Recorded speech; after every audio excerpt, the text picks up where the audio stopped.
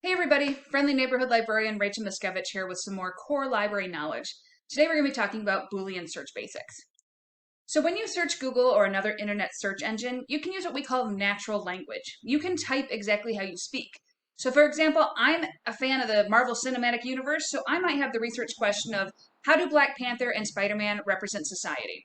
If I type that exact question into Google, I can pretty much count on some good results. If I put that same question into a library database, might not get exactly what I'm needing.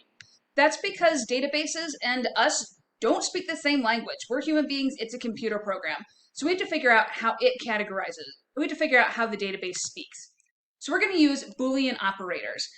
The three little words, and, or, and not, that are really going to help you find some good search results. Do you need to know why they're called that?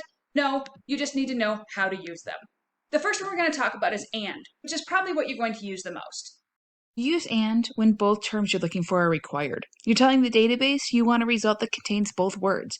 It narrows your search, and you can use it when both concepts are important to your research.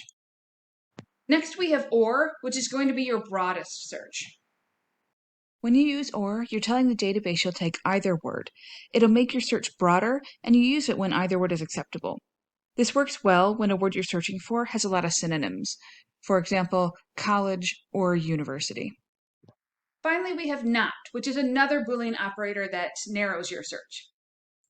Use not when you need only the first search term. It's helpful when you're finding a lot on a related topic, but not when you're researching. For example, superheroes like Black Panther, but not Spider-Man.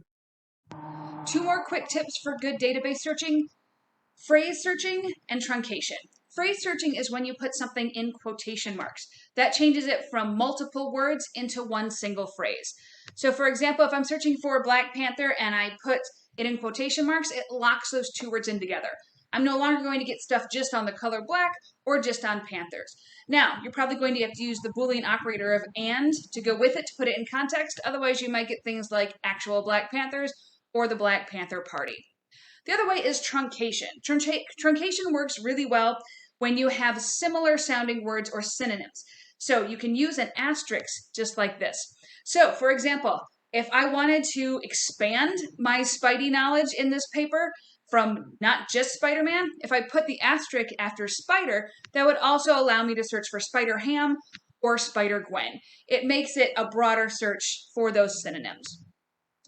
Hopefully this will let you search the databases a little easier. Have any questions? Ask a friendly neighborhood librarian like me. Thanks. Bye.